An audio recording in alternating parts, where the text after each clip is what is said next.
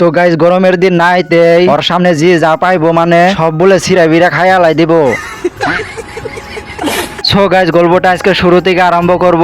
আজকে কিন্তু অনেকটাই রোদ পড়েছে গাইস। এই রোদের মধ্যে আমি কি করব গাইস, এখন তো আমার মাথায় কাম দিচ্ছে না গাইস। তো গাইস গরমের দিনে কিন্তু একটা আইডিয়া পেয়ে গেছি গাইস। চলো গাইস চলো, এখন আমি উপরে চড়ে নেই। তো গাইস আজকে কিন্তু আমরা আম খাবো, আম। সো গাইস গরমের দিনে কিন্তু আম খালে ভালো হবো গাইস। সেটা বুঝে বুঝে কিন্তু আমি কয়েকটি গাছে থেকে আম চুরি করে নিয়ে নিলাম গাইস। সো গাইস আম কিন্তু নেওয়া হয়ে গেছে গাইস। এখন আমগুলো কিন্তু ভালোভাবে আমি পরিষ্কার করে নিব। এর জন্য কিন্তু আমি বালতিতে কয়েকটি পানি ঢেলে নিলাম। তারপরে আমগুলো কিন্তু আমি ভালোভাবে পরিষ্কার করে নিলাম। তারপরে আমগুলো কিন্তু ভালোভাবে একটি ছেলেকে কাটতে দিলাম, কিন্তু ছেলেটি আমগুলো ভালোভাবে কাটতে পারছিল না, তাই আমি ভালোভাবে আমগুলো কেটে নিলাম। তারপর আমগুলো কিন্তু অনেক ভালোভাবে পরিষ্কার করে নিলাম। তারপর একটি পাত্রতে রেখে নিলাম, তারপর জ্বালা দিয়ে দিলাম। এরপর কিন্তু আমগুলো ভালোভাবে ছোট ছোট করে কাটতে হবে, তার জন্য আমি কেটে নিলাম অনেক ভালোভাবে। আমগুলো ভালোভাবে কাটার পরে আমি কয়েকটি মশলা দিয়ে দিলাম, তারপর নিমখ দিলাম। এরপর কিন্তু আমগুলো ভালোভাবে মাখানো হবে। সো গাইস আমগুলো কিন্তু ভালোভাবে মাখানো হয়েছে। তারপর আমরা কয়েকজন বন্ধু মিলে আমগুলো ভালোভাবে খেয়ে নিব।